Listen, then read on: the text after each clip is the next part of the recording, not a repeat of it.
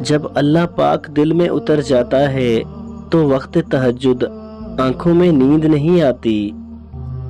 تہجد سے تمہارا تعارف اللہ پاک یوں ہی نہیں کروا رہا، یقیناً تمہارے نصیب میں ہزاروں معجزے ڈال دیے گئے ہوں گے۔ تہجد وہ آخری مرہم ہے جس کے بعد نہ تو کوئی زخم ستاتا ہے اور نہ کوئی غم رلاتا ہے۔ تہجد محبت کرنے والوں کے لیے اللہ پاک کی طرف سے ملاقات کا دعوت نامہ ہے۔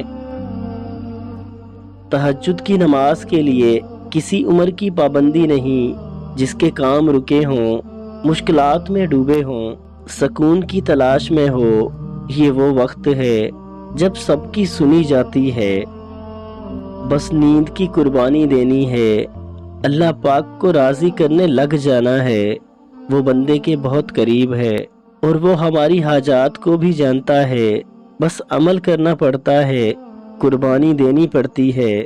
تہجد کے وقت کی گئی دعا کبھی رد نہیں ہوتی۔ جو اندھا بھروسہ تم لوگوں پر کرتے ہو وہ کبھی اللہ پاک پر کر کے دیکھو، وہ نہ بھروسہ توڑے گا نہ تمہیں کبھی ٹوٹنے دے گا۔ اللہ رب العزت سے دعا مانگو اور دعا کی قبولیت پر یقین رکھو، کیونکہ اللہ پاک غافل، لاپرواہ اور مایوس کی دعا قبول نہیں کرتا۔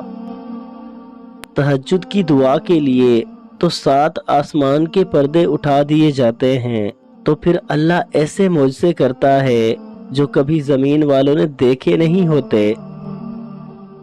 تمہاری ہر ناممکن خواہش تہجد مکمل بنا سکتی ہے، ہر تکلیف سے تمہیں تہجد شفا دلا سکتی ہے۔ تم سوچ بھی نہیں سکتے کہ ایک تہجد تمہیں کیا کیا دلا سکتی ہے۔ تہجد معجزات کا دوسرا نام ہے۔ اللہ پاک ہم سب کو تہجد کی نماز پڑھنے کی توفیق عطا فرمائے اور رب کو راضی کرنے کی توفیق عطا فرمائے، رب کا قرب حاصل کرنے کی توفیق عطا فرمائے۔ ناظرین، ایک بار تہجد پڑھ کے دیکھیں، رب کی دل لگی میں دل لگا کے دیکھیں۔ تہجد میں کوئی ملے نہ ملے، اللہ پاک ضرور مل جائے گا، اور جب اللہ پاک مل گیا تو کسی کی خواہش باقی نہ رہے گی۔